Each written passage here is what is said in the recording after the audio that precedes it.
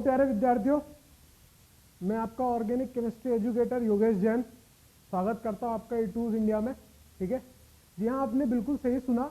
अब ईटूज इंडिया हिंदी माध्यम में भी जेई और नीट का कंटेंट लेके आया आप लोगों के लिए। ठीक है, और मैं आपको कार्बनिक रसायन पढ़ाऊंगा क्योंकि हिंदी की बात चल रही है तो ऑर्गेनिक केमिस्ट्री बोलना भी पाप है। तो अपन कार्बनिक रसायन पढ़ते हैं। सबसे पहले तो अपन वही हेडिंग लगा लेंगे कि भैया कार्बनिक रसायन।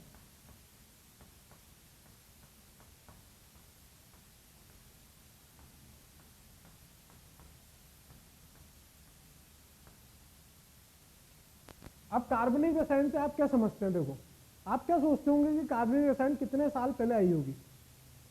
भैया 200 से 250 साल हुए हैं अभी कार्बनिक रसायन को आए हुए। ठीक है ना, 200 से 250 साल। और आपको जानकर बहुत खुशी होगी कि जो आपने कपड़े पहने हुए, आपके कपड़ों का जो कलर है, जिस पेपर पे आप लिख रहे हो, जिस स्याही से आप लिख रहे हो, जो आप खा रहे हो, जो आप इवन खाने के बाद जो भी कर रहे हो, ठीक है, उन सब में कार्बनिक यौगिक मौजूद है। उन सब में कार्बनिक यौगिक मौजूद है। देखो, एक छोटी सी कहानी है कार्बनिक रसायन के पीछे, पहले हम लोग वो सुनेंगे। उससे कई तरह की परिभाषाएं निकलेगी, कैसे फेल हुआ सिस्टम, फिर पास हुआ, फिर फेल हुआ, फिर पास हुआ। तो वो सारी चीजें हम लोग देख लेते हैं।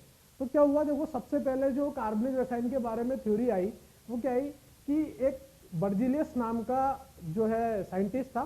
ठीक है, उसने क्या बोला भाई कि कार्बनिक यौगिकों को केवल जीव जंतुओं द्वारा ही प्राप्त किया जा सकता है। ठीक है ना, जीव जंतु मतलब लिविंग ऑर्गेनिज्म, जीव जंतु द्वारा ही प्राप्त किया जा सकता है। हम प्रयोगशाला में कार्बनिक यौगिकों को नहीं बना सकते। किसने बोला भाई? बर्जिलियस ने। क्यों बोला उसने? बर्जिलियस ने बोला कार्बनिक यौगिकों को बनने के लिए एक स्पेशल बल की आवश्यकता होती है, एक विशेष बल की, जिसको उसने जैव शक्ति का नाम दिया, जिसको इंग्लिश में वाइटल फोर्स बोलते हैं, वाइटल बल बोलते हैं। ठीक है, जैव शक्ति। अगर यौगिक में वो जैव शक्ति है तो ही कार्बनिक यौगिक बनेंगे अथवा नहीं बनेंगे। तो उसने साफ साफ बोल दिया भैया प्रयोगशाला में नहीं बना सकते, क्योंकि प्रयोगशाला में हम वो जैव शक्ति को उत्पन्न कर ही नहीं सकते। बात समझ रहे हो आप?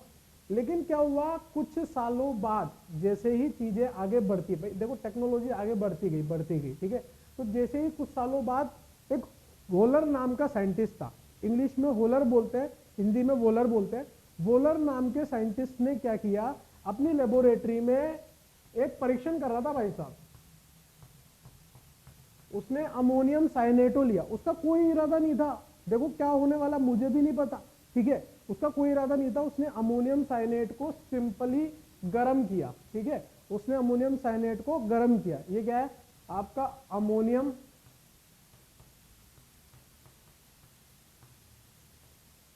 साइनेट। उसने अमोनियम साइनेट को गर्म किया, फिर वो चाय वाय पीने चल गया थोड़ी देर के लिए बाहर। ठीक है, जब वापस लौट के देखा तो भाई साहब अचंभित हो गया, चकित हो गया कि भैया आश्चर्यचकित हो गया, ये क्या हो गया।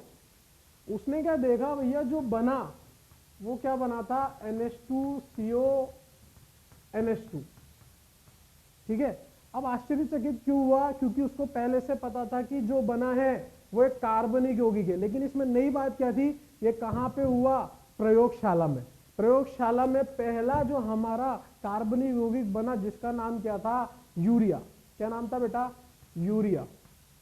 यूरिया जो है हमारा पहला कार्बनिक यौगिक था जो कि प्रयोगशाला में उत्पन्न हुआ। पहला कार्बनिक यौगिक जो प्रयोगशाला में उत्पन्न हुआ वो क्या था? यूरिया। कुछ नहीं किया उसने अमोनियम साइनेट को, उसका कोई इरादा नहीं था कार्बनिक यौगिक बनाने का। वो तो सिंपली क्या किया, अमोनियम साइनेट को गर्म कर रहा था, लेकिन उसको भी नहीं पता था उसकी किस्मत बदलने वाली है। उसने पहला कार्बनिक यौगिक बना लिया यूरिया, जो कि प्रयोगशाला में बना था। बस यहीं से पहली परिभाषा जो थी वो बदल गई। पहली परिभाषा क्या थी कि भैया कार्बनिक यौगिकों को केवल जीव जंतुओं द्वारा ही उत्पन्न किया जा सकता है, प्रयोगशाला में नहीं किया जा सकता, क्योंकि एक जीव शक्ति चाहिए कार्बनिक यौगिकों को बनाने के लिए। वो सब फेल हो गया भाई साहब, वो सब गलत साबित हो गया। क्यों? क्योंकि पहला कार्बनिक यौगिक आपके सामने पेश है, प्रयोगशाला में बना हुआ, जिसका नाम क्या था? यूरिया। किसने दिया? होलर ने, वोलर ने। ठीक है, इंग्लिश में उसको होलर बोलते हैं और हिंदी में उसको वोलर बोलते हैं। ठीक है, ये क्यों बता रहा हूं मैं? छोटे छोटे एग्जाम्स में ये भी पूछ लिया जाता है कि भैया यूरिया किसके द्वारा दिया गया था? तो वोलर के द्वारा दिया गया था। ठीक है, पहला कार्बनिक यौगिक जो प्रयोगशाला में बनाया गया वो कौन सा था? यूरिया था। अरे कुछ नहीं हुआ, गर्म करने से केवल पुनर्विन्यास हुआ है। देखो यहाँ पे एक नाइट्रोजन है, ठीक है, और हाइड्रोजन 4 है, CNO। नाइट्रोजन कितने हैं यहाँ पे 2, हाइड्रोजन 4, एक कार्बन एक ऑक्सीजन। यहाँ पे नाइट्रोजन कितने 2, एक कार्बन है, यहाँ पर भी एक कार्बन है, एक ऑक्सीजन है, यहाँ पर भी एक ऑक्सीजन है, 4 हाइड्रोजन है, यहाँ पर भी 4 हाइड्रोजन है। कुल मिला के ना कोई चीज बाहर से आई ना अंदर से कोई बाहर गई, केवल और केवल चीजों का पुनर्विन्यास हुआ है, एक दूसरे के जुड़ने की विधि अलग हुई है, जिससे कार्बनिक यौगिक प्रयोगशाला में बन गया। ये लगभग 1870 के अराउंड बना था ये हमारा यूरिया। इसके बाद फिर हम रुके नहीं, फिर आया कोल्बे। कोल्बे नाम के व्यक्ति ने, कोल्बे नाम के साइंटिस्ट ने एक नया यौगिक दिया हमें, कार्बनिक यौगिक एसिटिक एसिड। फिर बर्थलोट आया, उसने हमें मीथेन दे दिया, ठीक है। ऐसे करते करते फिर हम रुके नहीं। अब मुद्दा क्या था, मुद्दा ये था बेटा कि अब नई परिभाषा क्या दी जाए। तो नई परिभाषा क्या दी लोगों ने, सुनना बात को ध्यान से, बात को सुनना, लिखने लिखने का काम नहीं, बाद में लिखेंगे, पहले समझेंगे, सुनते हैं। कहानी है, कहानी चल रही है, ठीक है। नई जो अब नई परिभाषा की रिक्वायरमेंट थी हमको, है ना। पुरानी वाली फेल हो गई ना भाई, जीव जंतु से बनते फलाना ढीकना सब फेल। अब नई परिभाषा चाहिए, तो नई परिभाषा क्या है भैया, नई परिभाषा है कि ऐसे यौगिक जिनमें कार्बन होते हैं वो क्या कहलाते हैं, कार्बनिक यौगिक। लेकिन ये भी ज्यादा चल नहीं पाई। क्यों नहीं चल पाई, क्योंकि बहुत सारे अकार्बनिक यौगिक ऐसे थे जो कार्बन रखते थे। जैसे कि एग्जाम्पल में अगर हम समझे, उदाहरण के तौर पे अपन समझे, तो कार्बन मोनोऑक्साइड, CO2 और Na2CO3 इत्यादि। भाई इत्यादि का मतलब क्या है, जहां हमारी सोचने की थिंकिंग खत्म हो जाए, एंड ऑफ थिंकिंग कैपेसिटी, ठीक है। जहां हमारी सोचने की थिंकिंग खत्म हो जाए, याद नहीं आ रहा हो तो एक्सेट्रा लिख दो, ETC लिख दो, ठीक है। ऐसा नहीं है भाई, ऐसा नहीं है, और भी बहुत सारे। लेकिन देखो इन सब में कार्बन है, कार्बन मोनोऑक्साइड में कार्बन है, CO2 में कार्बन है, Na2CO3 में कार्बन है, ठीक है। तो ये कार्बन रख रहे हैं, लेकिन ये कार्बनिक यौगिक नहीं है। तो बताओ ये परिभाषा में फेल होगी। अब भी आई थी एंड टू एंड, क्या बोला कि ऐसे यौगिक जिनमें कार्बन होते हैं वो कार्बनिक यौगिक होते हैं। लेकिन भैया बहुत सारे अकार्बनिक यौगिक भी ऐसे थे जिनमें कार्बन थे। तो बताओ ये फेल होनी थी कि नहीं होनी थी, फेल होनी थी, फेल हो गई। अब फिर एक नई परिभाषा की रिक्वायरमेंट है, तो फिर कुछ साइंटिस्टों ने वर्क किया, फिर एक नई परिभाषा निकल के आई कि ऐसे यौगिक जिसमें कार्बन और हाइड्रोजन ये दोनों होंगे, इसके अलावा कुछ और परमाणु भी हो सकते हैं, उन्हें कार्बनिक यौगिक कहा गया। क्या बोला मैंने, ऐसे यौगिक जिनमें कार्बन और हाइड्रोजन दोनों होने चाहिए, इसके अलावा दूसरे परमाणु भी हो सकते हैं, उन्हें कार्बनिक यौगिक कहा गया, ठीक है। जैसे एग्जांपल के तौर पे बात करें हम, तो अभी नई परिभाषा जो मैंने आपको बताई जिसमें कार्बन हाइड्रोजन दोनों है, ऐसे कितने एग्जांपल हो सकते हैं, जितने आप सोच सकते हो उससे कई गुना ज्यादा, ठीक है।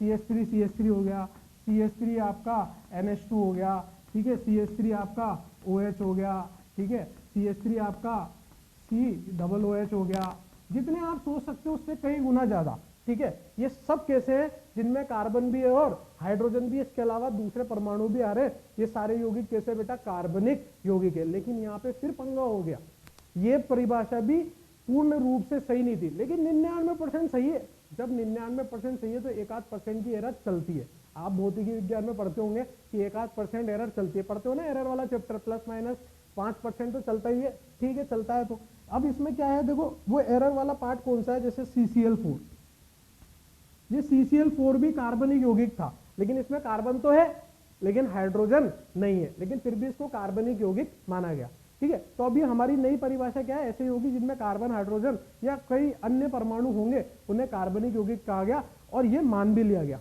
ठीक है ना। इसमें कोई लफड़ा नहीं है, कोई दिक्कत नहीं है। वो जैव शक्ति वाली सारी बातें जा चुकी है, उससे हमें कोई लेना देना अब है ही नहीं। क्यों नहीं है, क्योंकि भैया प्रयोगशाला में बन गया, एक तो यूरिया बन गया, एसिटिक एसिड बन गया, आपका मीथेन बन गया। बात समझ में आ रही है आपको। तो बर्जीलियस की थ्योरी तो हो गई फेल, उसके बाद पास किसकी, वोलर की हो गई, कोल्बे की हो गई, ठीक है। अब इसके बाद आई बात हाइड्रोकार्बन की। भाई हमको आगे बढ़ना था कार्बनिक रसायन में। अब एक मुकाम पे पहुंच गए थे जब कार्बनिक और अकार्बनिक यौगिकों को हमें अलग करना था, हमें उसको डिफरेंशिएट करना था कि भैया अब कार्बनिक यौगिकों की स्टडी अलग से करेंगे और अकार्बनिक यौगिकों की पढ़ाई अलग से करेंगे। तो अकार्बनिक यौगिकों के लिए तो क्या गया, जो खनिज पदार्थ से हमें मिलते हैं वो सब अकार्बनिक यौगिक है। जो खनिज पदार्थ के अलावा किसी और से जिसमें कार्बन हाइड्रोजन है वो क्या है, कार्बनिक यौगिक है। बात समझना। अब लेकिन इस कार्बनिक यौगिक को यहीं पे तो समाप्त कर नहीं सकते, आगे बढ़ना पड़ेगा हमें। आगे बढ़ना पड़ेगा तो एक नई परिभाषा लेके आए हम लोग, वो क्या थी, हाइड्रोकार्बन की। क्या थी बेटा, हाइड्रोकार्बन की। अब हाइड्रोकार्बन क्या है, नाम से पता चल रहा है ऐसे यौगिक जिसमें, ध्यान से सुनना, ऐसे यौगिक जिसमें केवल और केवल कार्बन होंगे और हाइड्रोजन होंगे, वो क्या कहलाएंगे बेटा, हाइड्रोकार्बन। ऐसे यौगिक जिनमें केवल कार्बन होंगे और हाइड्रोजन होंगे, वो क्या कहलाएंगे, हाइड्रोकार्बन कहलाएंगे। अब आपके दिमाग में एक बात आ रही होगी, सर ठीक है ये बात समझ में आ गई कि कार्बन होंगे हाइड्रोजन होंगे, चलो एक एग्जांपल भी देता हूं, जैसे आपको कार्बन होंगे हाइड्रोजन होंगे, ऐसे कितने यौगिक हो सकते हैं हाइड्रोकार्बन, क्या हो सकते हैं, CH4 हो जाएगा साहब, CH2 डबल बॉन्ड CH2 हो जाएगा साहब, CH ट्रिपल बॉन्ड CH हो जाएगा साहब, बेंजीन हो जाएगा साहब। बताओ इन सब में कार्बन हाइड्रोजन ही आ रहे हैं क्या, ये सब कैसे, हाइड्रोकार्बन। तो आपके दिमाग में बात आ रही होगी, सर हाइड्रोकार्बन तो ठीक है जिनमें कार्बन और हाइड्रोजन आ गए, उन यौगिकों का क्या है जिनमें कार्बन हाइड्रोजन के अलावा भी कोई दूसरे परमाणु आ रहे हों या दूसरे समूह आ रहे हों, उनको कैसे डिफाइन करोगे, फंस गए, नहीं फंसा भाई, उनको बोलते हैं हाइड्रोकार्बन व्युत्पन्न। ऐसे यौगिक जो हाइड्रोकार्बन की मदद से बने हो, ऐसे यौगिक जो हाइड्रोकार्बन की मदद से बने हो, हाइड्रोकार्बन से व्युत्पन्न हुए हो, उन्हें क्या बोलते हैं, हाइड्रोकार्बन व्युत्पन्न यौगिक। ऐसे यौगिक जिनमें कार्बन और हाइड्रोजन के अलावा दूसरे परमाणु या समूह भी आते हो, उनको क्या बोलते हैं, हाइड्रोकार्बन व्युत्पन्न बोलते हैं। जैसे अगर मैं उदाहरण के तौर पे बात करूं, तो उदाहरण के तौर पे देख लेते हैं, ये सब मैं आपको दोबारा लिखा दूंगा, अभी पूरी थ्योरी लिखा दूंगा, आप टेंशन लेने की कोई बात नहीं है, अभी दोबारा से पूरी थ्योरी के रूप में लिखा देंगे, पहले कहानी की तरह चल रहा है उसको सुनते रहो। हाइड्रोकार्बन व्युत्पन्न की बात कर रहे थे, तो एग्जांपल क्या हो सकता है हाइड्रोकार्बन व्युत्पन्न के, कि भैया CH3OH, देखो इसमें कार्बन भी है हाइड्रोजन भी है, उसके अलावा दूसरा परमाणु भी है, तो इसको हाइड्रोकार्बन नहीं बोला, इसको क्या बोला, हाइड्रोकार्बन व्युत्पन्न बोला। और देखो CH3NH2, ये भी क्या है, हाइड्रोकार्बन व्युत्पन्न। CH3X क्या होता है बेटा, हेलोजन, ये भी क्या है, हाइड्रोकार्बन व्युत्पन्न। और देखो जैसे CH3COOH, ये सब क्या है, हाइड्रोकार्बन व्युत्पन्न है, हाइड्रोकार्बन से उत्पन्न किए हुए हैं, कार्बन हाइड्रोजन के अलावा दूसरे परमाणु भी आ रहे हैं, इन सबको क्या बोला गया बेटा, हाइड्रोकार्बन व्युत्पन्न बोला गया। बात समझ में आ रही है। अभी इसी हाइड्रोकार्बन व्युत्पन्न के बारे में मैं आपको और भी काफी सारी जानकारी दूंगा, लेकिन उससे पहले हम लोग इस पूरी भाषा को, जो अभी तक मैंने कहानी बताई है, उसको एक पन्ने पे लिख लेंगे, ताकि आपको फ्यूचर में कभी रिवाइज करना हुआ तो आपके लिए आसानी होगी, ठीक है। तो हम लोग स्टार्ट करते हैं लिखना, ठीक है, मैं आपके साथ साथ लिखता जा रहा हूँ ताकि आपको दिक्कत नहीं आए और मुझे भी दिक्कत नहीं आए, वो करने की जरूरत भी नहीं पड़े आपको अभी फिलहाल, ठीक है। तो परिभाषा से स्टार्ट करते हैं। सबसे पुरानी परिभाषा, सबसे पहली परिभाषा लिखा रहा हूं। सबसे पहली परिभाषा जो मार्केट में आई थी वो कौन सी आई थी बेटा, सबसे पहली, पहले नंबर की परिभाषा लिखा रहा हूं, ठीक है। सबसे पहली परिभाषा जो हमारी आई थी वो आई थी कि वह यौगिक जो जीव जंतु द्वारा उत्पन्न होते हो, जीव जंतु मतलब लिविंग ऑर्गेनिज्म, जीव जंतु द्वारा उत्पन्न होते हो, उन्हें कार्बनिक यौगिक कहते हैं। जैसे ही लिखा, इसके नीचे लिख लेना साहब, फेल। फेल क्यों, बर्जीलियस ने क्या बोला था, बर्जीलियस एक साइंटिस्ट था, ठीक है, बर्जीलियस, ठीक है, बर्जीलियस, ठीक है, बर्जीलियस नाम के व्यक्ति ने बोला कि भैया कार्बनिक यौगिकों के बनने के लिए एक स्पेशल बल, एक विशेष बल, जिसको जैव शक्ति बोला उसने, वो आवश्यक है, हम प्रयोगशाला में नहीं बना सकते। इन्होंने कहा, हम तो देखो देसी आदमी, देसी भाषा में बोलेंगे, इन्होंने कहा कि कार्बनिक यौगिकों के बनने के लिए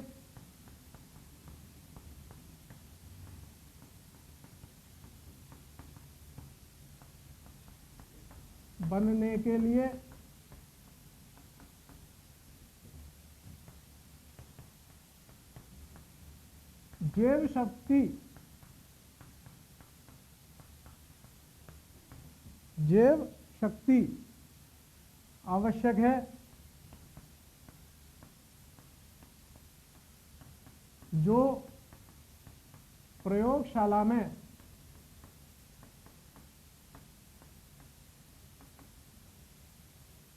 उत्पन्न नहीं की जा सकती,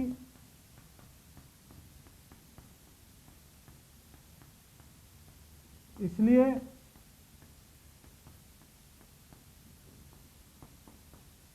कार्बनिक यौगिकों को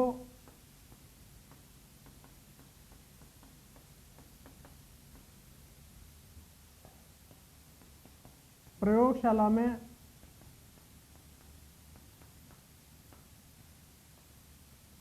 नहीं बनाया जा सकता। मैं नहीं कह रहा भैया, ये कह रहे हैं, ये क्या नाम है इनका, बर्जिलियस, और इनका कहना भी देखो गलत नहीं है। ये जब पैदा हुए थे ना, उस समय तो सोचना ही बहुत बड़ी बात थी। अभी तो हम बहुत कुछ बोल लेते हैं, ठीक है, उस समय की सोच है। आने वाले 100 साल बाद पता नहीं कौन कौन सी आर्टिफिशियल इंटेलिजेंस से चीजें आ जाएंगी, ठीक है। क्या अपन अभी सोच पा रहे हैं? नहीं ना। तो वो वाली बात है, फिर 100 साल बाद वाले लोग हमें मूर्ख मानेंगे, ठीक है। वो में तो अरे यार, ये तो मतलब पहले याद है बार्टर सिस्टम चलता था, एक चीज दो उसके बदले में दूसरी चीज लो, फिर पैसे आए, ठीक है। तो बर्जिलियस ने कुछ गलत नहीं कहा। बर्जिलियस ने एक थ्योरी दी है, उसने जो देखा, उसने जो समझा, उसने अपने हिसाब से बता दिया कि भैया जैव शक्ति की आवश्यकता है जो प्रयोगशाला में नहीं उत्पन्न कर सकते अपन, ठीक है। उसने कहीं गलत नहीं बोला, लेकिन ये थ्योरी फेल हो गई। क्यों? क्योंकि हमारे पास एक नए साइंटिस्ट आए जिनका नाम था होलर। होलर ने जो कामयाबी दी है ना कार्बनिक रसायन में, वो किसी ने नहीं दी भाई। उसने एक उम्मीद पैदा करी है कार्बनिक यौगिकों के लिए, कार्बनिक रसायन के लिए एक उम्मीद पैदा की उसने कि भैया आप प्रयोगशाला में बना सकते हो। वो उम्मीद भले ही मतलब तुक्के में आई हो, लेकिन आई तो है ना। उम्मीद तो उम्मीद है। आप पोज करके इसको पूरा जो है लिख सकते हो, ठीक है। मैं मिटा रहा हूं, उम्मीद करता हूं आपने पोज करके लिख लिया होगा, ठीक है। अब अपन आगे बढ़ते हैं। होलर ने क्या कहा वो लिखते हैं, ठीक है। और ऐसा मत समझना कि इनमें से कहीं से क्वेश्चन नहीं आता, कहीं से भी क्वेश्चन उत्पन्न हो सकता है भैया। आज की तारीख में जो क्वेश्चन आ रहे हैं वो कहीं से भी आ जा रहे हैं, क्योंकि क्वेश्चन बनाने वाले के मूड पे डिपेंड करता है सब कुछ। हम तो होलर की थ्योरी देख लेते हैं। होलर कौन था भैया? होलर, जिसको हिंदी में बोला गया वोलर, ठीक है। वोलर ने क्या बोला? अमोनियम साइनेटो। ये मैंने आपको पहले भी लिखा था, अभी वापस लिख रहा हूं ताकि आपके नोट्स बन जाए। अमोनियम साइनेटो गए भैया, महाशय गर्म करके छोड़ के बाहर निकल गए, और जब वापस लौटे तो क्या देखा? करिश्मा कुदरत का, जिसको यूरिया बोला गया। यूरिया है पहला कार्बनिक यौगिक। इसमें से सबसे इंपॉर्टेंट चीज क्या है बेटा? कि एक यूरिया है, यूरिया का फॉर्मूला ये है, ठीक है। यूरिया का देखो सूत्र ये है, एक तो ये याद होना चाहिए आपको। दूसरी बात किसने दिया? वोलर ने दिया। और ये क्या है? पहला कार्बनिक यौगिक। क्या ये पहला कार्बनिक यौगिक है? नहीं, ये पहला कार्बनिक यौगिक है जो प्रयोगशाला में बना है। पहला कार्बनिक यौगिक जो प्रयोगशाला में उत्पन्न हुआ है। बातों की गंभीरता को समझें। प्रयोगशाला में उत्पन्न हुआ है पहला कार्बनिक यौगिक जो प्रयोगशाला में उत्पन्न हुआ है, ठीक है। इसको आप नोट कर लें पोज करके। मेरे हिसाब से आपने लिख लिया होगा, मिटा दूं मैं, ठीक है। अब हमारे पास यहां से नई उम्मीद जगी थी, तो भैया पहले वाली परिभाषा तो गलत हो ही गई थी, तो एक नई परिभाषा की उम्मीद थी। और एक नई परिभाषा क्या आई वो भी लिखेंगे। दूसरे नंबर की परिभाषा जो गलत थी, परिभाषा नंबर 2, गलत क्या था उसमें? अभी बताया तो था यार। वह यौगिक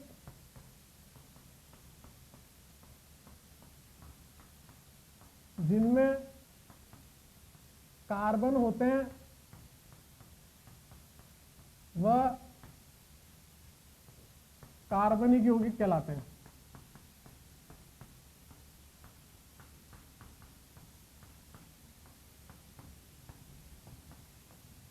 हाँ भाई, गड़बड़ बताओ, गड़बड़ क्या है इसमें? गड़बड़ बहुत सारे ऐसे यौगिक भी थे जिनमें कार्बन तो थे, लेकिन वो यौगिक कैसे थे? अकार्बनिक। जैसे carbon monoxide, carbon dioxide, Na2CO3, फिर से इत्यादि। ठीक है, ये सब यौगिक कैसे हैं? अकार्बनिक यौगिक हैं, जिनमें कार्बन है। तो बताओ ऊपर वाली डेफिनेशन, ऊपर वाली परिभाषा फेल। ठीक है, जल्दी से नोट डाउन करें पॉज करके, मेरे हिसाब से लिख लिया होगा आपने। अगली परिभाषा, परिभाषा नंबर 3। देखो ये सब मैं आपको कहानी के रूप में सुना चुका हूं, लिखा रहा हूं, नोट्स प्रिपेयर कर रहा हूं। ठीक है, आपकी मर्जी हो लिखो, आपकी मर्जी हो मत लिखो, कोई फर्क नहीं पड़ता। तीसरे नंबर की परिभाषा जो पास हो गई है और अभी तक चल रही है, ठीक है, वो क्या है परिभाषा? वह यौगिक जिनमें कार्बन एवं हाइड्रोजन दोनों होते हैं,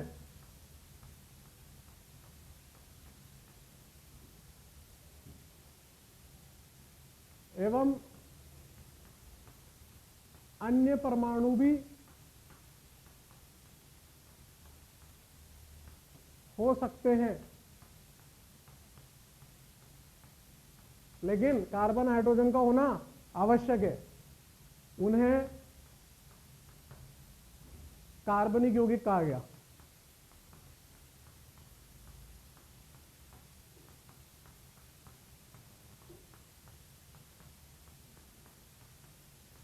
हाँ भाई, उदाहरण बताओ, उदाहरण उदाहरण बताओ। CH4, CH2 double bond CH2, CH3OH, CH3NH2, और बताओ। बेंजीन,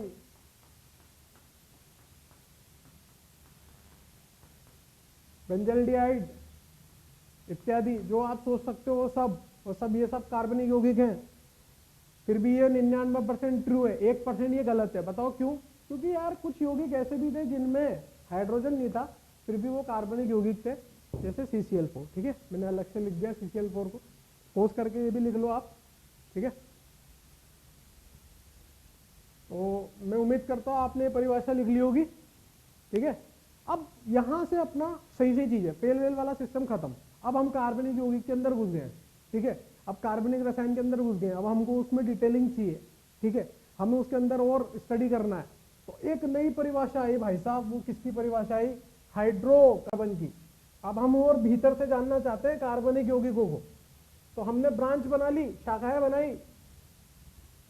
तो सबसे पहले क्या आया भाई साहब? हाइड्रोकार्बन।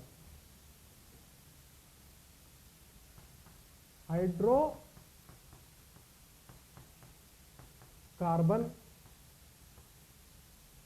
हाइड्रोकार्बन की परिभाषा क्या बताई थी बेटा?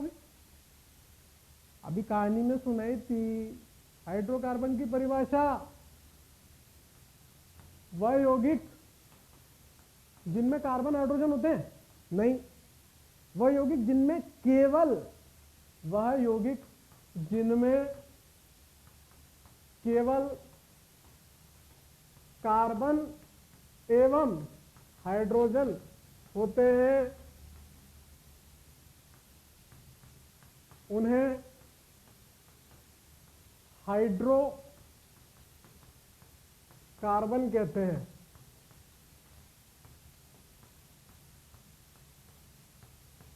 मेहनत देख रहा हूं लड़के की, एक एक चीज लिख रहा है।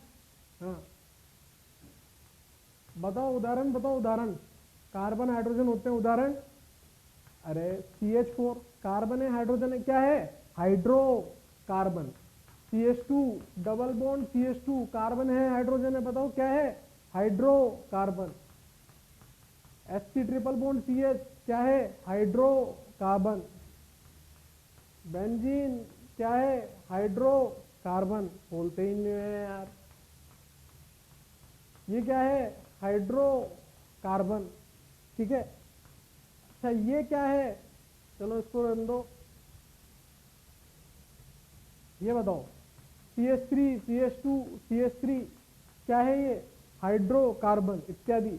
मतलब कार्बन और हाइड्रोजन को जोड़ना है। अच्छा ये तो पता है ना आपको कि कार्बन की कितनी संयोजकता होती है, अरे यार कार्बन की संयोजकता 4 संयोजकता होती है कार्बन की। कार्बन 4 बंध बना सकता है, ये तो पता ही होगा, कोई बात नहीं पता तो बता दिया ना। कार्बन की 4 संयोजकता होती है और कार्बन की एक बहुत तगड़ी विशेषता होती है, एक तगड़ा रासायनिक गुणधर्म होता है, बताओ क्या, केटिनेशन, श्रृंखलन, उसके द्वारा ही तो लंबी लंबी चेन बनाता है, ठीक है। तो ये हाइड्रोकार्बन की परिभाषा है, ये उसके उदाहरण है, नोट करें आप पोस्ट करके, लिख लिया बेटा। चलो नेक्स्ट परिभाषा जो है वो है हाइड्रोकार्बन व्युत्पन्न की। अब यहां से अपनी टेक्नोलॉजी चालू हो जाएगी कार्बनिक रसायन की। देखो हाइड्रोकार्बन व्युत्पन्न,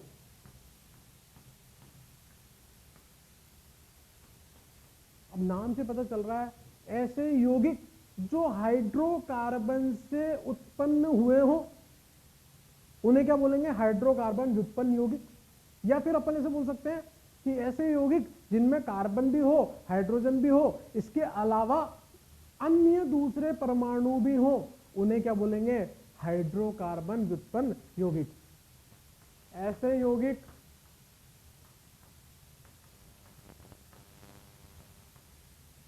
जिनमें कार्बन हाइड्रोजन एवं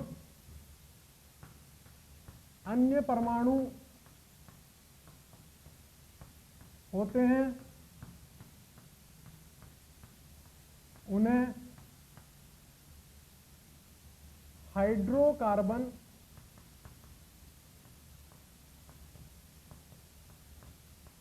व्युत्पन्न यौगिक कहते हैं।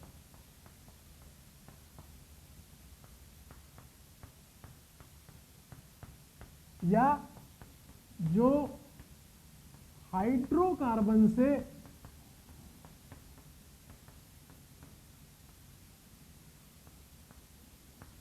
उत्पन्न हुए हों, हाइड्रोकार्बन से बने हो, उन्हें हाइड्रोकार्बन व्युत्पन्न कहते हैं, ठीक है। यहां तक ही लिख लेते हैं, हो, ज्यादा लंबी डेफिनेशन लिखने का कोई मतलब नहीं है, ठीक है। हाइड्रो कार्बन से उत्पन्न हुए हो, ठीक है, उन्हें क्या बोलते हैं अपन, हाइड्रोकार्बन व्युत्पन्न। फटाफट नोट डाउन करें इसको, इसके बाद समझाते हैं इसको क्या है हाइड्रोकार्बन व्युत्पन्न यौगिक, कैसे बना सकते हैं हम, लिख लिया होगा। अब देखो ये हाइड्रोकार्बन व्युत्पन्न यौगिक कैसे उत्पन्न होंगे। सबसे पहले तो आप एक बात समझो, ये है आर, इसको बोलते हैं एल्कील समूह, एल्कील समूह। और इस आर में क्या होता है बेटा, केवल और केवल कार्बन और हाइड्रोजन, इस आर में इसके अलावा कुछ भी नहीं है। जब भी कार्बनिक रसायन में आर लिखा जाएगा तो उसका मतलब क्या है बेटा, उसमें क्या है, कार्बन है और हाइड्रोजन है, ठीक है। तो यहीं से मैं कहानी चालू कर रहा हूं। अगर मैंने आपको लिखा आर एच, तो आर एच का मतलब क्या है, आर का मतलब क्या है, जिसमें कार्बन है और हाइड्रोजन है, और एक हाइड्रोजन और लगा हुआ है, यानी कि ये क्या है, हाइड्रोकार्बन। क्या है बेटा, हाइड्रोकार्बन। अब देखना, अगर मैं इस हाइड्रोकार्बन में से इस H को हटा दूं, अगर मैं इस हाइड्रोकार्बन में से इस H को हटा दूं और इसकी जगह मैं कोई G समूह को जोड़ दूं, तो क्या बन जाएगा, Rg, ठीक है। अब देखो आप बात को समझना, ये G हाइड्रोजन और कार्बन के अलावा कोई समूह है, ठीक है ना। ये R में कार्बन है, हाइड्रोजन है, और ये G कोई अन्य परमाणु है जो कार्बन हाइड्रोजन नहीं है। ठीक है, तो इस R को तो मैं क्या बोलूंगा, अभी बताया ना, एल्कील समूह, एल्कील समूह। और ये जो G है इसको क्या बोलेंगे बेटा, इस G को बोलेंगे, इस G को बोलेंगे हम क्रियात्मक समूह। क्या बोलेंगे, क्रियात्मक समूह। ठीक है, R को क्या बोलेंगे, एल्किल समूह, G को क्या बोलेंगे, क्रियात्मक समूह। अब बात को सुनना कि ये हाइड्रोकार्बन है और ये Rg क्या है, ये हाइड्रोकार्बन से व्युत्पन्न हुआ यौगिक है, ये हाइड्रोकार्बन व्युत्पन्न यौगिक है, जिसमें अगर मैं एक एग्जांपल से समझाऊं आपको, तो जैसे मैंने लिखा है यहाँ पे CH4, अगर मैं इसमें से हाइड्रोजन निकाल दूं और इसकी जगह में हेलोजन जोड़ दूं तो ये क्या बन जाएगा बेटा, CH3X। लो भैया, एक नया यौगिक बन गया जिसको हम एल्किल हैलाइड के नाम से जानते हैं। मैंने किससे बनाया, हाइड्रोकार्बन से व्युत्पन्न किया। ये क्या है, हाइड्रोकार्बन व्युत्पन्न यौगिक। अगर मैंने X की जगह पे OH जोड़ा होता तो एक नया यौगिक बन के आया होता जिसका नाम क्या होता बेटा, CH3OH। अगर मैंने X की जगह पर NH2 जोड़ा होता, हाइड्रोजन हटा के, तो एक नया यौगिक बन के आया होता CH3NH2। ऐसे में अनगिनत यौगिक बना सकता हूँ हाइड्रोकार्बन द्वारा। एक H हटा के उसकी जगह कोई अलग G समूह लगा के मैं हाइड्रोकार्बन से हाइड्रोकार्बन व्युत्पन्न यौगिक उत्पन्न कर सकता हूँ। अब मुद्दा क्या है, ये एक एल्किल समूह है और ये क्रियात्मक समूह है, इनकी खुद की अपनी विशेषताएं हैं। ठीक है, अपनी विशेषता क्या है, ये जो एल्किल समूह है ये किसके लिए जिम्मेवार है बेटा, ये जिम्मेवार है यौगिक के भौतिकी गुणधर्म के लिए। किसके लिए, यौगिक के भौतिकी गुणधर्म के लिए जिम्मेवार है। अभी क्यों है ये भी बता देंगे, भौतिकी गुणधर्म को बताता है। और ये जो क्रियात्मक समूह है ये यौगिक का क्या बताता है बेटा, ये यौगिक का रासायनिक गुणधर्म बताता है, ये यौगिक का रासायनिक गुणधर्म बताता है। अब ये रासायनिक गुणधर्म और भौतिकी गुणधर्म क्या है, देखो जैसे अपने जो क्वथनांक बिंदु है, गलनांक बिंदु है, वो सब किस पे डिपेंड करेगा, आपके एल्कील समूह पे डिपेंड करेगा। जबकि मैक्सिमम जो आपकी अभिक्रियाएं होंगी, अधिकतम अभिक्रियाएं होंगी, वो किस पे डिपेंड करेंगे, आपकी क्रियात्मक समूह पे। हेलोजन लगा है, OH लगा है, NH2 लगा है, इस बात पे निर्भर करेगी कि यहाँ पे अभिक्रिया कौन सी होगी। तो वो कौन बता रहा है, आपका रासायनिक गुणधर्म बता रहा है। कौन बता रहा है, क्रियात्मक समूह आपका रासायनिक गुणधर्म बता रहा है, जबकि आपका एल्किल समूह क्या बता रहा है, भौतिकी गुणधर्म बता रहा है। एल्किल समूह कैसे भौतिक गुणधर्म बता रहा है, जैसे मान लो मैंने यहाँ पे लिखा CH3 CH2 CH2 CH2 OH, समझना बात को, और फिर मैंने लिखा CH3 CH3 OH। ठीक है, तो अगर इन दोनों के मैं भौतिकी गुणधर्म की बात करूं, यहाँ पे क्वथनांक बिंदु की बात करूं, तो इसका क्वथनांक बिंदु और इसके क्वथनांक बिंदु में फर्क आएगा और इसका क्वथनांक बिंदु ज्यादा आएगा। ये जो ऊपर वाला लिखा हुआ है इसका क्वथनांक बिंदु ज्यादा आएगा और इसका क्वथनांक बिंदु कम आएगा, यानी कि इनके भौतिक गुणधर्म में फर्क है। बात समझ में आ रही है आपको। क्रियात्मक समूह जो है वो रासायनिक गुणधर्म के बारे में बताता है, और ये जो R है एल्किल समूह है ये किसके बारे में बताता है, भौतिकी गुणधर्म के बारे में बताता है। तो ये हाइड्रोकार्बन व्युत्पन्न यौगिक है, हम चाहे जितने हाइड्रोकार्बन व्युत्पन्न यौगिक बना सकते हैं हाइड्रोकार्बन की मदद से। कुछ नहीं करना हमको, कोई H हटा के और दूसरा समूह लगा देना है, दूसरा परमाणु लगा देना, हमारा हाइड्रोकार्बन व्युत्पन्न यौगिक बन जाएगा, जैसा कि मैंने आपको परिभाषा में बताया था। यहां तक आप नोट डाउन करें।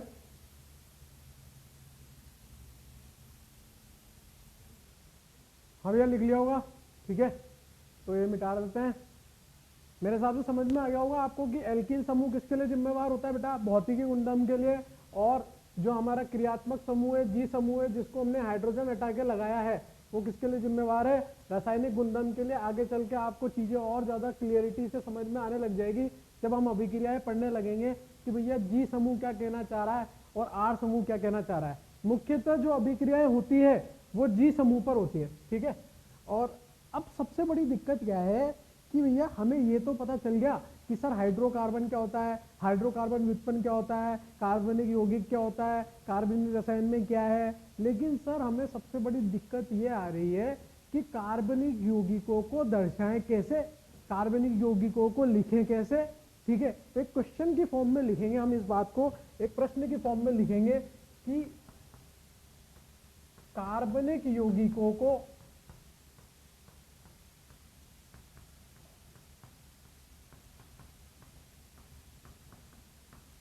कैसे दर्शाएं।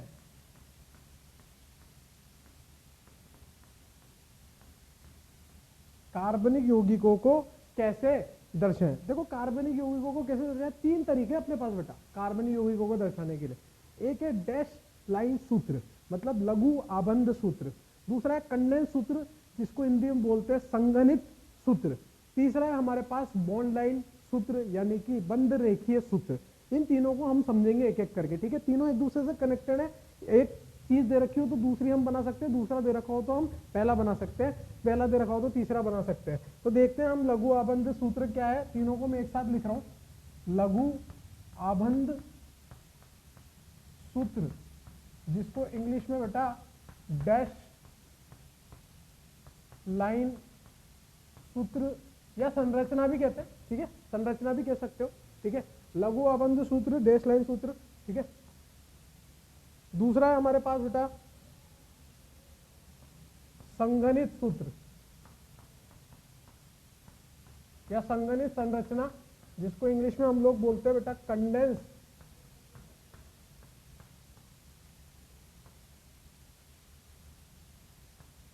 स्ट्रक्चर या कंडेंस फॉर्मूला, ठीक है। कंडेंस फॉर्मूला भी बोल सकते हो, कंडेंस स्ट्रक्चर भी बोल सकते हो, ठीक है। तीसरा जो है अपने पास बेटा वो है बंध रेखीय सूत्र, जिसको हम इंग्लिश में बॉन्ड लाइन नोटेशन या बॉन्ड लाइन फॉर्मूला से या बॉन्ड लाइन स्ट्रक्चर से भी बोलते हैं, ठीक है। सब एक ही बात है। अब इस चीज को हम लोग समझते हैं कि कैसे हम लोग पढ़ेंगे, ठीक है, कैसे हम लोग लिख पाएंगे बॉन्ड लाइन स्ट्रक्चर, कैसे हम लोग लघु आबंध सूत्र लिख पाएंगे। सबसे ज्यादा इंफॉर्मेशन जो देता है ना बेटा अपने को, वो देता है लघु आबंध सूत्र, है ना। नाम से तो ये थोड़ा लघु लग रहा है, लेकिन ये लघु नहीं है, सबसे ज्यादा सूचना हमें यही देता है। जैसे मैंने मान लो कोई संरचना लिखी, संरचना क्या लिखी, CH3 CH2 CH2 CH3, ठीक है। ये मैंने 4 कार्बन की संरचना लिखी। देख लो हर कार्बन की जो है 4 संयोजकता पूर्ण हो रही है, इस कार्बन की भी 4 संयोजकता पूर्ण हो रही है, इस कार्बन की भी 4 संयोजकता, 4 4 4। क्यों? क्योंकि कार्बन 4 ही बंध बनाता है भाई, उसकी 4 ही संयोजकता होती है। बात समझ में आ रही है आप लोगों को। अब इसको लघु आबंध सूत्र क्यों बोला, डैश लाइन संरचना, डैश लाइन सूत्र क्यों बोला, क्योंकि हर एक परमाणु दूसरे परमाणु से किससे भिन्न हो रहा है, किससे अलग हो रहा है, एक डैश से अलग हो रहा है। इस डैश को क्या बोलते हैं बेटा, सहसंयोजक बंध, यानी कि कोवेलेंट बंध। ये कार्बन और हाइड्रोजन के बीच में क्या है, डैश, इस कार्बन हाइड्रोजन के बीच में क्या है, डैश, इस कार्बन हाइड्रोजन के बीच में क्या है, डैश। हर एक परमाणु दूसरे परमाणु से डैश से अलग हो रहा है, डैश से सेपरेट हो रहा है, इसलिए इसको क्या बोला है, डैश लाइन सूत्र बोला है। अगर इसी सूत्र को मैं संगणित रूप में लिखना चाहूं तो मैं चाहूं तो कुछ लघु आबंध यानी कि कुछ डैश बना भी सकता हूं या सारे डैश हटा भी सकता हूं। जहां मुझे जरूरत होगी डैश हटाने की मैं वहां हटाऊंगा, जहां मुझे जरूरत नहीं होगी मैं वहां नहीं हटाऊंगा। बात समझ में आ रही है। जैसे मान लो यहाँ पे पहला कार्बन लिखा हुआ है तो मैंने कार्बन लिख दिया, इससे कितने हाइड्रोजन जुड़े हुए हैं, 3 हाइड्रोजन जुड़े हुए हैं। तो 3 हाइड्रोजन को कैसे लिखूंगा, या नीचे लिखूंगा सबस्क्रिप्ट में 3 हाइड्रोजन, इस कार्बन से 3 हाइड्रोजन जुड़े हुए हैं, 3 लिख दिए। अब अगला क्या लिखा हुआ बेटा, अगला फिर से कार्बन लिखा हुआ है तो मैंने क्या लिखा बेटा, कार्बन, ठीक है। इससे कितने हाइड्रोजन जुड़े हुए हैं, ये 2 हाइड्रोजन जुड़े हुए हैं, तो मैंने यहाँ पे क्या कर दिया, ये 2 हाइड्रोजन। अच्छा ये अगला क्या लिखा हुआ है, कार्बन, इससे भी कितने हाइड्रोजन जुड़े हुए हैं, 2 हाइड्रोजन जुड़े हुए हैं। फिर मैंने क्या लिख दिया, CH2। फिर ये क्या लिखा हुआ है, कार्बन, फिर मैंने कार्बन लिख दिया, इससे कितने हाइड्रोजन जुड़े हुए हैं, 3 हाइड्रोजन, तो इसका क्या हो जाएगा बेटा, CH3। आप चाहो तो इसको ऐसे लिख सकते हो, चाहो तो आप इसको कैसे लिख सकते हो बेटा, आप इसको ऐसे भी लिख सकते हो CH3, क्योंकि यहाँ पे दोनों CH2 एक जैसे हैं, इसलिए आप चाहो तो CH2 को दोनों को एक साथ करके नीचे 2 लगा के भी लिख सकते हो CH3, ठीक है। कुछ डैश बना भी सकते हैं, कुछ नहीं भी बना सकते, अगर जरूरत होगी तो बनाएंगे, जरूरत नहीं होगी तो नहीं बनाएंगे। बहुत सिंपल सी बात है, छोटे छोटे बच्चों वाली बात है कि भाई इसको कंपाइल करके लिखना है, इसको छोटा करके लिखना है, कंडेंस करके लिखना है, ठीक है। तो एक साथ लिख दिया भाई, इस कार्बन से 3 हाइड्रोजन जुड़े हैं, देख लो ये कार्बन क्या बता रहा है कि मुझसे 2 हाइड्रोजन जुड़े हैं, एक कार्बन जुड़ा है, एक कार्बन जुड़ा है, तो 2 हाइड्रोजन जुड़े, एक कार्बन इधर, एक कार्बन इधर। ऐसे ही ये वाला है, ऐसे इस वाले कार्बन को देखो 3 हाइड्रोजन जुड़े, यहाँ पे 3 हाइड्रोजन जुड़े। आप चाहो तो इन दोनों CH2 को कंपाइल करके भी लिख सकते हो। अब बात आती है बंध रेखीय सूत्र की। बंध रेखीय सूत्र क्या है बेटा, बंध रेखीय सूत्र है आपको जिगजैग रेखा खींचनी है, टेढ़ी मेढ़ी रेखा खींचनी है, जिसमें हर एक कॉर्नर इस जिगजैग लाइन में हर एक कॉर्नर, जिगजैग रेखा में हर एक कॉर्नर क्या बता रहा है, कार्बन को डिनोट कर रहा है। ये क्या है, कार्बन, ये क्या है, कार्बन, ये क्या है, कार्बन, ये क्या है, कार्बन। कितने कार्बन थे वहां पे, 4। तो मैंने कितनी रेखा खींची, 3, और कितने कॉर्नर बनाए, 4 कॉर्नर बनाए, यानी कि यहाँ पे कितने कार्बन है बेटा, 4। हर एक मतलब ये जो रेखा खींची हुई है, ये रेखा क्या है, एक सहसंयोजक बंध है। इस कार्बन की कितनी वैलेंसी होगी, इस कार्बन की कितनी संयोजकता होगी, 4। इस कार्बन की कितनी संयोजकता होगी बेटा, 4। अगर 4 संयोजकता है तो एक संयोजकता तो पूर्ण, तो बची कितनी, 3। तो यहाँ पे कितने हाइड्रोजन होंगे, 3। अच्छा, इस कार्बन की कितनी संयोजकता पूर्ण है, एक तो ये वाली और दूसरी ये वाली। अब बची कितनी, 2। तो यहाँ पे कितने हाइड्रोजन होंगे, 2। यहाँ पे कितने हाइड्रोजन होंगे बताओ भाई, यहाँ पर भी 2। एक संयोजकता तो ये पूर्ण है, एक संयोजकता ये पूर्ण है, तो यहाँ पे कितने हाइड्रोजन होंगे, 2। अच्छा, यहाँ वाले की बात करते हैं। यहाँ पे क्या है, कॉर्नर पे कार्बन, इसकी कितनी संयोजकता पूर्ण है, 1। यहाँ पे कितने हाइड्रोजन होंगे, 3। बात समझ में आ रही है आपको, सिंपल है, सिंपल, एकदम सिंपल है। यहाँ पे ये कार्बन है, इसकी संयोजकता कितनी, 1 तो पूर्ण है। तो जो बची हुई संयोजकता है उसको कौन पूर्ण करेगा, उसको पूर्ण करेगा हाइड्रोजन। जो नहीं दिख रहे वो सब क्या है, हाइड्रोजन। जितने भी कॉर्नर है, जितने भी कोने हैं, वो सब क्या है, कार्बन। जितने भी कोने हैं वो सब क्या है, कार्बन। और जो संयोजकता पूर्ण नहीं हो पा रही है कार्बन की, वो किससे पूर्ण कर लेंगे, हाइड्रोजन से पूर्ण कर लेंगे। एक एग्जाम्पल मैंने कराया, 2-3 एग्जाम्पल और कराता हूं, उसके बाद मैं आपको करने के लिए दूंगा, और मैं तीनों में से कोई भी एक संरचना बना दूंगा, बाकी की आपको बनानी पड़ेगी। इसमें ध्यान से सुनते जाओ, ऐसा नहीं है कि भैया मैं बनाऊंगा, इतना लाड नहीं है, ठीक है, आपको करना पड़ेगा। बात समझ में आ रही है। दूसरा एग्जाम्पल देखते हैं एक और बेटा, इससे थोड़ा सिंपल पे आ जाता है। तो यहां पर देखेंगे तो CH3, CH2, CH3। अच्छा, आप एक चीज बताओ मेरे को, तीनों में से सबसे ज्यादा जानकारी किसमें मिल रही है, सबसे ज्यादा इसमें मिल रही है। और तीनों में से सबसे ज्यादा आसान कौन सा है, मतलब जिसमें हाथ कम चलाना पड़ रहा हो, आलस कम आ रहे हो, मतलब हाँ फटाफट, ये वाला, ठीक है। तो हम जो बड़े बड़े यौगिक हैं कार्बन के, ऐसा नहीं है, जो बड़े बड़े यौगिक है वो इसी फॉर्म में देखने को मिलते हैं आपको किताबों में, इसमें नहीं मिलेंगे। ऐसा बनाएगा तो किताब ही भर जाएगी भाई, बड़े बड़े, बस 100 कार्बन 1000 कार्बन आपस में जुड़ सकते हैं, तो इससे जोड़ देते हैं। ऐसे जोड़ेंगे तो पता लगा कि किताबें भर गई एक ही यौगिक में। बात समझ में आ रही है, ठीक है। अब मैंने ये लिखा 3 कार्बन का, ठीक है। आप खुद बताओ मुझे कि यहाँ पे क्या लिखूंगा मैं। ये कार्बन लिखा हुआ है बेटा, ध्यान से देखो, ये कार्बन लिखा हुआ है कॉर्नर वाला, उससे कितने हाइड्रोजन है, 3 हाइड्रोजन जुड़े हुए हैं, 3 लिख दिए। फिर अगला कार्बन लिखा हुआ है, उससे कितने हाइड्रोजन जुड़े हुए हैं, 2। फिर अगला कार्बन लिखा हुआ है, उससे कितने हाइड्रोजन जुड़े हुए हैं, 3। CH3, CH2, CH3। ये सबसे आसान, मतलब सबसे संगणित रूप है, इससे छोटा आप नहीं लिख सकते। अगर इससे छोटा आप लिखोगे तो वो अणुसूत्र होगा, संगणित सूत्र नहीं होगा। और अणुसूत्र और संगणित सूत्र में लफड़ा है, आप अणुसूत्र ना लिखें, आप संगणित सूत्र लिखें। अणुसूत्र में दिक्कतें हो जाती हैं, जरूरी नहीं है कि जो अणुसूत्र आपने लिखा हो वो वही संरचना को डिनोट कर रहा हो, दिक्कतें आ जाएंगी, वो अभी मैं आपको थोड़ी देर में क्लियर कर दूंगा। CH3, CH2, CH3, ठीक है। अब बताओ मुझे 3 कार्बन है, तो मुझे कितनी लाइन खींचनी पड़ेगी, 2। ये कोना क्या बता रहा है, कार्बन। ये कोना क्या बता रहा है, कार्बन। ये कोना क्या बता रहा है, कार्बन। इस कार्बन की कितनी संयोजकता पूर्ण है, 1 पूर्ण है भैया, ये वाली 1 पूर्ण है, बची कितनी, 3। तो यहाँ क्या होंगे, 3 हाइड्रोजन होंगे। ये कार्बन की कितनी संयोजकता पूर्ण है बेटा, 2। एक तो ये वाली, दूसरी ये वाली। अब कितने हाइड्रोजन होंगे इस कार्बन पे, 2। भैया 2 ही तो लिखे भैया, 2 ही तो लग रहे हैं, ठीक है। इस कार्बन की कितनी संयोजकता पूर्ण है, 1। तो कितने हाइड्रोजन होंगे, 3। तो 3 हाइड्रोजन लिखे हुए हैं, यहाँ पे 3 होंगे। बात समझ, सिंपल है यार, ठीक है। हर कोना क्या रिप्रेजेंट कर रहा है, कार्बन। और जो बाकी दिख नहीं रहा वो हमें क्या मानना है, हाइड्रोजन। मैं क्यों बोल रहा हूं ये, अगर मैंने आपको ये दे दिया बना के और मैं आपसे बोलूं कि डैश लाइन सूत्र बना के दिखाओ, तो आपको हाइड्रोजन खुद से लगाने, संयोजकता पूर्ण करने के लिए। बात को समझना, आप, मैं नहीं लगा के दूंगा, मैं आपको इसीलिए बता रहा हूँ कि ये कोना क्या रिप्रेजेंट कर रहा है, कार्बन।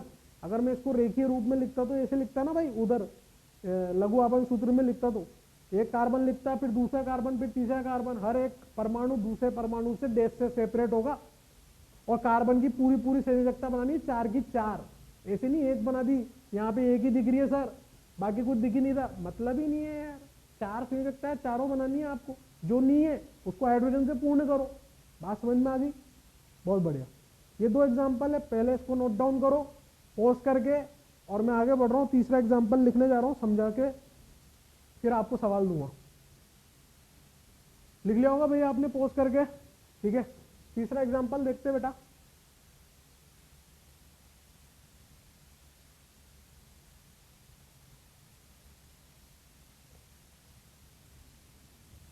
अब देखो, अभी तक मैंने जो आपके सामने यौगिक लिए वो कैसे लिए बेटा, खुली श्रृंखला वाले, ठीक है। अगर मान लो कि चक्रीय श्रृंखला आ गया, जैसे मान लो मैंने यहाँ पे कार्बन कार्बन कार्बन, ये कैसी है, बंद श्रृंखला है, चक्रीय श्रृंखला है, वलय श्रृंखला है, ठीक है ना। वलय है, चक्रीय है और बंद है, तो मेरे को तो पता है इस कार्बन की 2 संयोजकता पूर्ण होगी। यहाँ पे कितने आएंगे भैया, 2 हाइड्रोजन, यहाँ पे कितने आएंगे भैया, 2 हाइड्रोजन, यहाँ पे कितने आएंगे भैया, 2 हाइड्रोजन। ये कौन सा सूत्र है, डैश लाइन सूत्र है, लघु आबंध सूत्र है। हर एक परमाणु दूसरे परमाणु से किससे सेपरेट है भैया, डैश से सेपरेट है। बात समझ में आ गई। अब मुझे इसको संगणित सूत्र में लिखना है।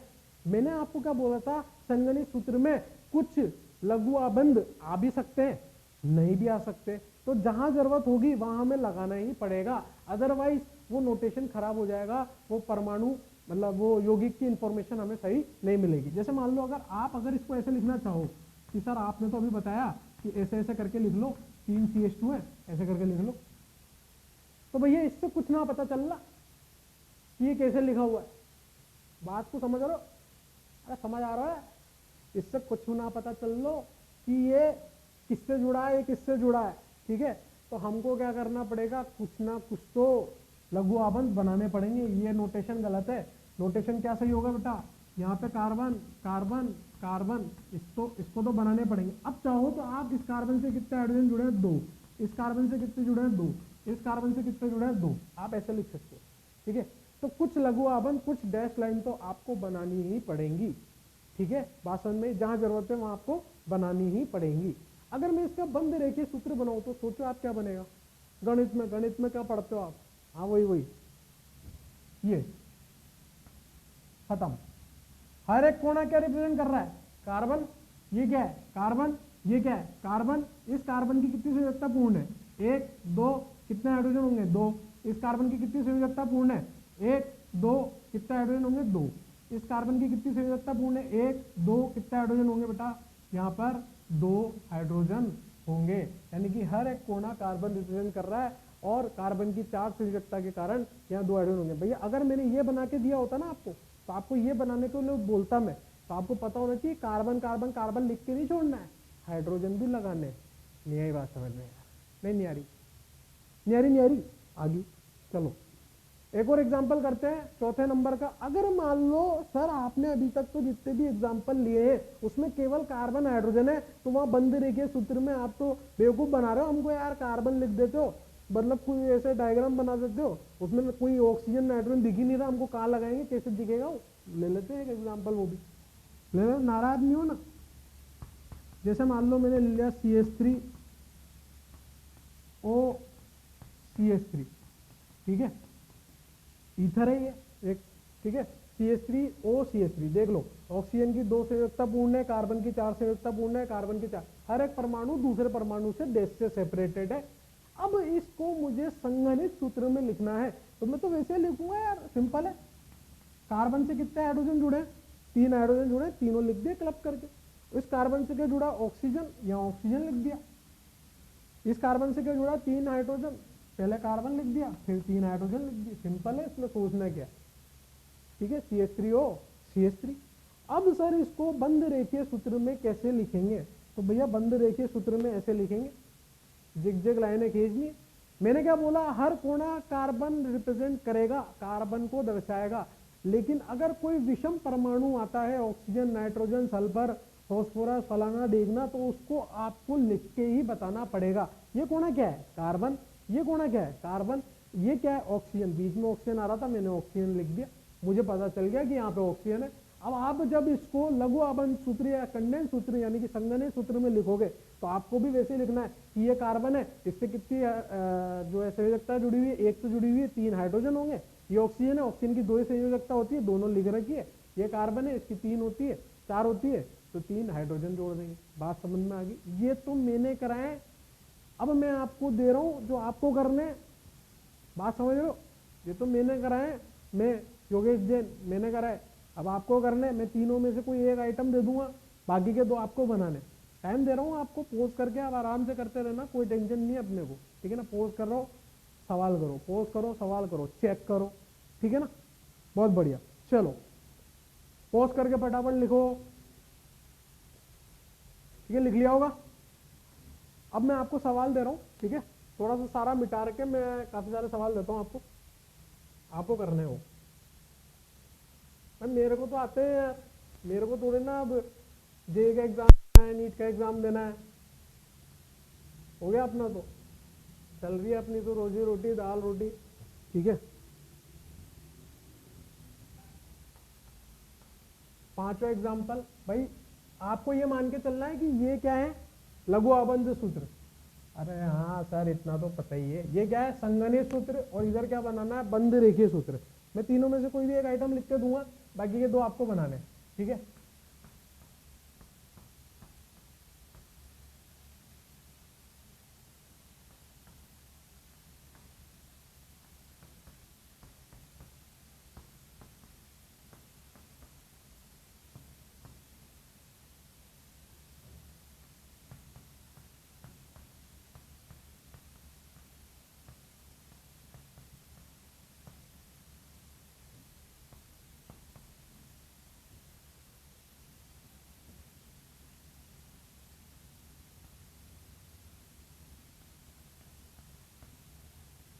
ये 3 सवाल है, पोस्ट करो, फटाफट करो, और बाकी के 2 आंसर लिख के बताओ।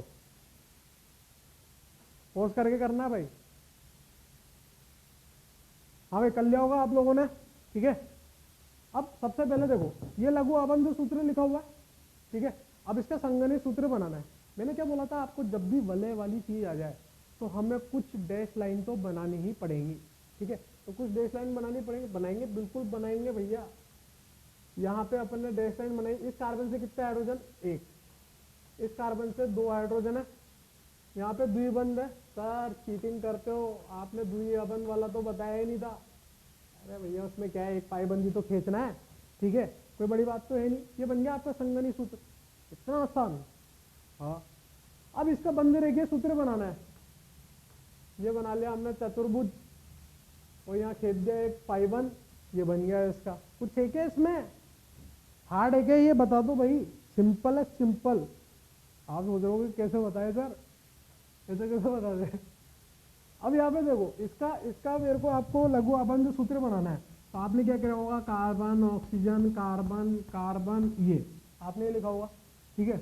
फिर यहाँ पे आपने कार्बन की संयोजकता को पूर्ण करने के लिए, भाई यहाँ तो दिख ही रहे हैं आइटम, इससे 2 हाइड्रोजन जुड़े हैं, ये बन गया आपका क्या, लघु आबंध सूत्र। अब इसी को आपको बंध रेखीय सूत्र को बनाना है। तो बंध रेखीय सूत्र कैसे बनाओगे, सिंपल है भाई। यहाँ पे आपने ऐसे लिखा, यहाँ पे आपको विषम परमाणु को दिखाना पड़ेगा। मैंने आपको बोला था कि कार्बन हाइड्रोजन के अलावा जो भी कोई दूसरे परमाणु आ रहे हो उसको आपको दिखाना ही पड़ेगा, तो दिखा दिया साथ। अभी इस कार्बन, ये देखो, ये क्या है, कार्बन है, ठीक है। 2 संयोजकता पूर्ण, यानी कितने हाइड्रोजन आ रहे होंगे, 2, वो दिख रहे हैं आपको 2। ये कार्बन है, कितने हाइड्रोजन आ रहे होंगे, 2 संयोजकता पूर्ण है, 2 हाइड्रोजन, वो दिख रहे 2। ये कार्बन है, मैंने भी तो बनाया ना भाई, मेहनत करी ना मैंने भी, तो आपको भी बनाने, सिंपल भाई। मास्टर मेहनत कर रहा है तो आपको मेहनत करने में क्या दिक्कत है, कोई दिक्कत तो ही नहीं। चलो, अब ये देखो, ये बंध रेखीय सूत्र लिखा हुआ है, आपको इसका संगणित सूत्र लिखना है, साथ ही साथ आपको इसका लघु आबंध सूत्र लिखना है। अब मेरे को ये बताओ, ये कार्बन एक ही नहीं है, अगर ये कार्बन है तो इसकी संयोजकता कितनी पूर्ण हो रखी है, 1, 2, 3, 4। अरे पाई बंद है, द्विबंध है, तो 2, 3, 4। तो क्या यहाँ पे कोई हाइड्रोजन आएगा, नहीं, कोई हाइड्रोजन नहीं आएगा। सबसे पहले तो हम यहाँ पे बात कर लेते हैं कार्बन द्विबंध ऑक्सीजन। सबसे पहले तो ये चीज लिखी हुई है, कार्बन द्विबंध ऑक्सीजन, आसमान में आ रही है। फिर इससे क्या जुड़ा हुआ है, ऐसे, ठीक है। अब यहाँ पे भी क्या लिखा हुआ है, कार्बन, यहाँ पे भी कार्बन दिख रहा है आपको, यहाँ पे भी कार्बन और यहाँ पर भी कार्बन। इस कार्बन की कितनी संयोजकता पूर्ण है, 1, 2। अब बची 2 कैसे पूरी करूं, बोलो। पहले तो सर इसको पूर्ण कर लो, पूर्ण कर ली भैया। अब बची 2 कैसे पूर्ण करूं, हाइड्रोजन से, 1 हाइड्रोजन, दूसरा हाइड्रोजन, बची 2 कैसे पूर्ण करूं, 1 हाइड्रोजन, 2 हाइड्रोजन, बात समझ में आ रही। अब संगणित सूत्र बनाना है, सिंपल है। संगनी सूत्र बना लेते हैं। यहाँ पे CH2 डबल बॉन्ड हो, ठीक है। कुछ डैश बना भी सकते हैं, चाहो तो नहीं भी बना सकते, लेकिन कुछ बनाना मजबूरी है हमारी, बात समझ रहे हो, ठीक है। तो ये 7 एग्जाम्पल है, आप इसको नोट डाउन करो, चेक करो पॉज करके, फिर नेक्स्ट वापिस से मैं आपको एग्जाम्पल दे रहा हूँ, 2-4 एग्जाम्पल और करेंगे अभी। हाँ भाई, कर लिया होगा ये, आगे बढ़े। 7 एग्जाम्पल हो गए, थोड़े से और कर लेते हैं। प्रैक्टिस, सारा खेल प्रैक्टिस का है। देखो ऑर्गेनिक केमिस्ट्री पूरी प्रैक्टिस पे डिपेंड है, जितनी ज्यादा प्रैक्टिस करोगे मैं गारंटी कह रहा हूँ नंबर आएंगे, और प्रैक्टिस से कतराओगे। अरे ऑर्गेनिक केमिस्ट्री में सारी चीजें ऐसी है, ठीक है ना, सिंपल सा फंडा है। देखो प्रैक्टिस का खेल है ना, अगर आप प्रैक्टिस नहीं करोगे तो कुछ नहीं होना, ये तो गारंटी से ले लो। सारा खेल प्रैक्टिस। भाई मेरे को देख लो यार, मैं एक साधारण व्यक्ति हूँ, बिल्कुल आम आदमी, ठीक है, बस प्रैक्टिस है इसलिए पढ़ा पा रहा हूँ आप लोगों को। आपका आशीर्वाद रहा तो आगे बढ़ते रहेंगे जीवन में, ठीक है। 8वां एग्जाम्पल, थोड़ा सा औकात बढ़ाते हैं एग्जाम्पल्स की, ठीक है।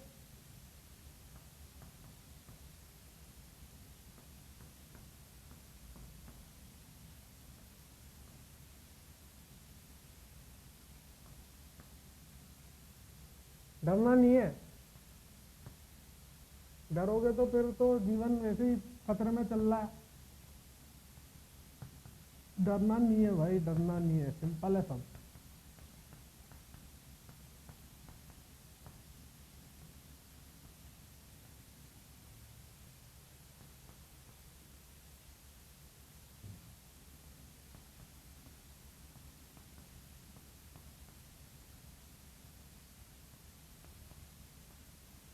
बस आपको एक चीज ध्यान रखनी बेटा कि कार्बन की संयोजकता 4 होती है। अगर आपने उस चीज को ध्यान में रखते हुए सवाल को किया तो आप जीत जाओगे। अब सिग्मा जरूरी नहीं है सिग्मा बंद ही बने, पाई बंद भी बन सकता है, ठीक है। तो आपको वो सब चीजें सोच के चलनी है।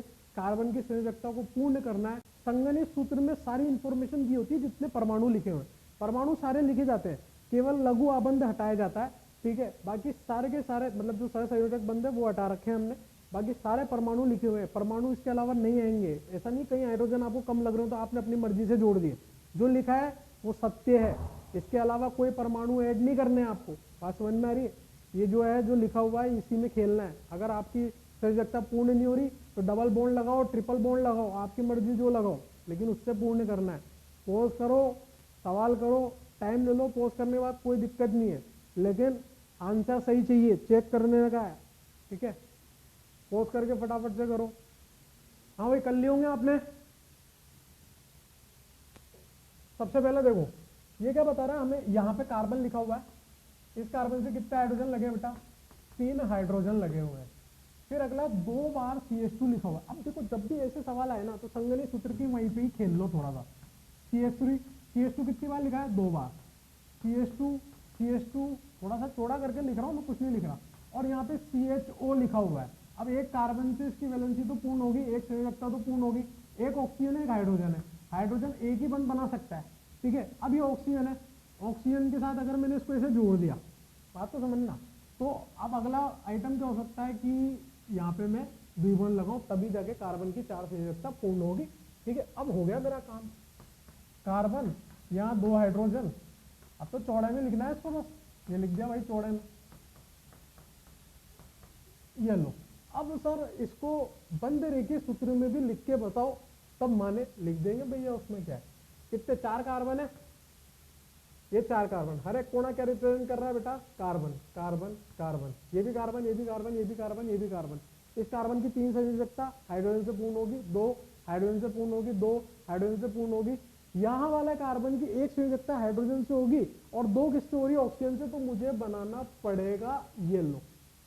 क्या कर लो अब आप, कार्बन कितने हैं, ये carbon carbon carbon carbon, 4 carbon, ठीक है। यहाँ पे द्विबंध आ रहा था, यहाँ द्विबंध लगा के ऑक्सीजन को लिखना आवश्यकता लिख दिया। अगला देखो ये क्या है, बेंजीन। अब जानते हैं भाई बेंजीन है, ठीक है। इसका लघु आबंध सूत्र लिखते हैं। लघु आबंध सूत्र लिखेंगे तो हर एक कार्बन को लिख दिया पहले तो,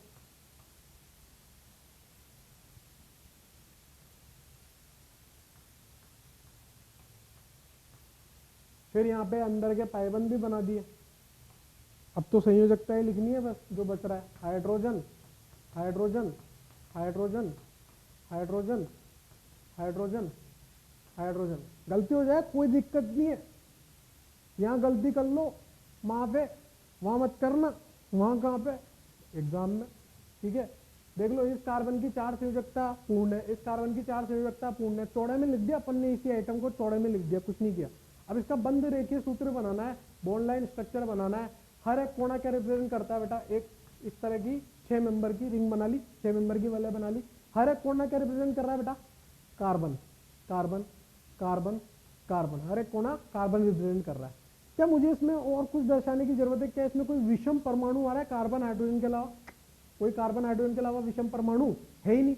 बस यहाँ पे मुझे पाई बंद को दर्शाना आवश्यक है। ये लो भैया आपकी बेंजीन, ठीक है। फिर देखो आखिरी वाला सवाल, देखो आखिरी वाले सवाल में आपको क्या दिख रहा है? मैंने आपको पहले ही ऊपर वाले सवाल में बताया, जब भी इस तरह के कोष्टक में चीजें लिखी हो 2 3, तो आप पहले उसको वहीं पे चौड़ा करके लिख लो हल्का फुल्का, ठीक है, ताकि आपको दिक्कत नहीं है। CH3 CH2 CH2 CH3, भाई 2 बार ही तो CH2 लिख रहा है, 2 बार CH2 मैंने लिख लिया। अब तो कोई भी बता दे इसको, अरे ये CH2 लिख रहा है CH, तो यहाँ से 2 हटाओ। अब बात को समझो आप। अब इसको अगर मैं यहाँ पे लघु आबंध सूत्र में लिखने जाऊंगा, तो देखो लघु आबंध सूत्र में लिखा मैंने ये कार्बन, फिर अगला कार्बन, फिर अगला कार्बन, फिर अगला कार्बन, 1 2 3 4 कार्बन लिखे हुए बेटा, चारों कार्बन लिखे। इस कार्बन से कितने हाइड्रोजन जुड़े हैं? 3 हाइड्रोजन जुड़े हुए हैं। इस कार्बन से कितने हाइड्रोजन जुड़े हैं? 1 हाइड्रोजन जुड़ा हुआ है। इस कार्बन से कितने हाइड्रोजन जुड़े हैं? 1 हाइड्रोजन जुड़ा हुआ है। इस कार्बन से कितने जुड़े? देखो भाई 3 ही है, ठीक है, तो 3 हाइड्रोजन जुड़े हुए हैं। इस कार्बन की चारों संयोजकता पूर्ण है, कोई दिक्कत नहीं है। इस कार्बन की चारों संयोजकता पूर्ण है, कोई दिक्कत नहीं है। इस कार्बन की कितनी संयोजकता पूर्ण है? 3। इस कार्बन की कितनी पूर्ण है? 3। अब ये कोई बंद रेखीय सूत्र से तो बनाया नहीं मैंने, जो अपनी मर्जी से हाइड्रोजन जोड़ दूंगा। भाई हाइड्रोजन मैंने क्या बोला था, जितने यहाँ संगणित सूत्र में लिखे हुए हैं उससे अधिक परमाणु अपने को नहीं जोड़ने। बात समझ में? जितने लिखे हुए हैं उतने रहेंगे। बस अपन ये कर सकते हैं कि हम द्विबंध त्रिबंध में खेल सकते हैं। इस कार्बन की संयोजकता को पूर्ण करने के लिए क्या मैं इधर पाइबंध लगा दूं तो इसकी कार्बन की 5 संयोजकता हो जाएगी? हो ही नहीं सकता। तो भैया अब देखो चमत्कार, इस कार्बन के कितने? 4, इस कार्बन के भी कितने? 4। आराम से देखो, तसल्ली से देखो क्या हर परमाणु की संयोजकता पूर्ण हो गई क्या? तो अब संगणित सूत्र में भी यहाँ पे पाई जोड़ लो, बात समझ रहे हो? और बंद रेखीय सूत्र में भी देख लो, हर एक कोना क्या रिप्रेजेंट करता है राजा? कार्बन। इस कार्बन की कितनी संयोजकता? 3, इसकी भी 3। यहाँ पे द्विबंध लगाना आवश्यक है। तो इस प्रकार से हमने कैसे कार्बनिक यौगिकों को दर्शाते हैं, है ना। लघु आबंध सूत्र क्या होता है, संगणित सूत्र क्या होता है, बंद रेखीय सूत्र क्या होता है, मैं सोचता हूँ कि आपको आ गया होगा, ठीक है। और मैं ये भी कहना चाहता हूँ आपसे कि एनसीईआरटी की किताब उठाएं, उसमें काफी सारे आपको एग्जाम्पल दिए हुए, नहीं दिए तो भैया पूरी कार्बनिक यौगिक जितनी भी सबको उठा लो, इकट्ठे कर लो, बैठ जाओ लेके। एनसीईआरटी में अनाप शनाप कार्बनिक यौगिक दे रखे होंगे, ठीक है, उन सबको उठा के लेके बैठ जाओ, ठीक है, और उनका लघु आबंध सूत्र और संगणित सूत्र और बंद रेखीय सूत्र बनाना चालू करो। बात समझ में आ रही है आपको? भाई अपने से करना होता है। देखो मास्टर का काम कितना होता है कि आपको गाइड कर सकता है, ठीक है, बाकी मेहनत किसकी? आपकी। हम इतनी गारंटी देते हैं कि कंसेप्ट सिखा देंगे, लेकिन मेहनत किसकी है? आपकी। तो इसी के साथ मैं आगे कंटिन्यू करूंगा इस चैप्टर को, इसी जो बेसिक चल रहा हमारा अभी, इसको आगे कंटिन्यू करूंगा। अगले लेक्चर में मैं आपको बताऊंगा कि कैसे सिग्मा बंद पाई बंद को काउंट करते हैं, क्योंकि उससे भी सवाल आता है। आज मैंने जो आपको पढ़ाया उससे एक सवाल आने की वो जितना भी मैंने कंटेंट पढ़ा उससे एक सवाल की क्षमता तो है, ठीक है, जेईई मेन और नीट के लिए, ठीक है। हो सकता ना है, लेकिन हो सकता आ भी सकता है, ठीक है ना। अगले लेक्चर में जो मैं आपको पढ़ाऊंगा उससे फिर से एक सवाल आने की क्षमता होगी, सिग्मा या पाइबंद की काउंटिंग, या फिर मैं कार्बन की कोटि हाइड्रोजन की कोटि पे चर्चा करूंगा। तो आज के लिए tata bye bye, thank you so much.